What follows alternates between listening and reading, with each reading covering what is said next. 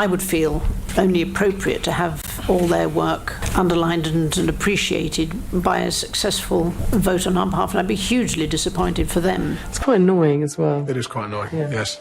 Princess Anne has always been known for her fierce independence, and nowhere is that more evident than in the lives of her two children, Peter Phillips and Zara Tindall, whose place in the royal family has always seemed different. From their earliest days, they stood out not because of any scandal or rebellion, but because they lived with a level of freedom rarely afforded to royal offspring.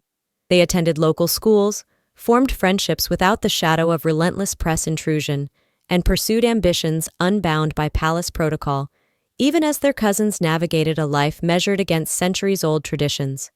Yet, they were never absent from the family fold, riding in carriage processions, joining the Queen at Balmoral, and standing proudly at key royal events, appearing every bit the perfect image of modern royalty when required, but slipping easily back into lives that felt more private than public.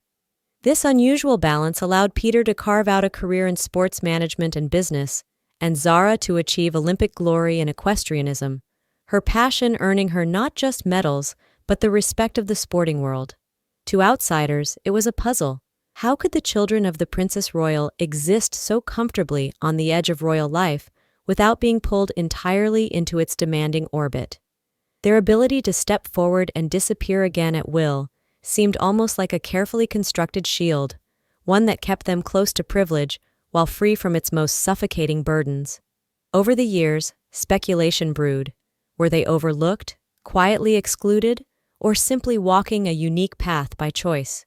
In a family where titles often open doors and carry weight in matters of precedence, Peter and Zara moved through life without them, as if deliberately stepping outside the formal hierarchy that has defined the monarchy for generations.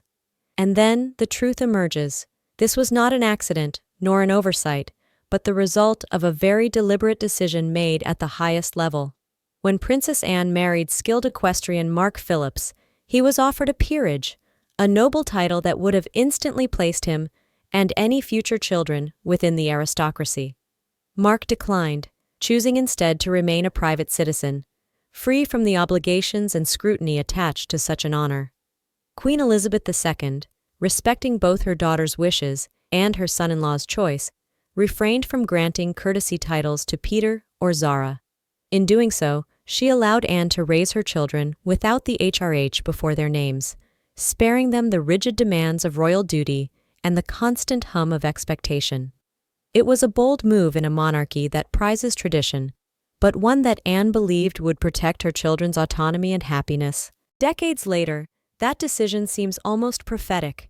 In an age where the royal family faces increasing calls to slim down, Peter and Zara stand as examples of how royal blood can exist outside the suffocating weight of royal obligation. They have remained close to the crown, yet entirely in control of their own destinies, proving that the worth of a life is not measured by the grandeur of a title, but by the freedom to live it on one's own terms.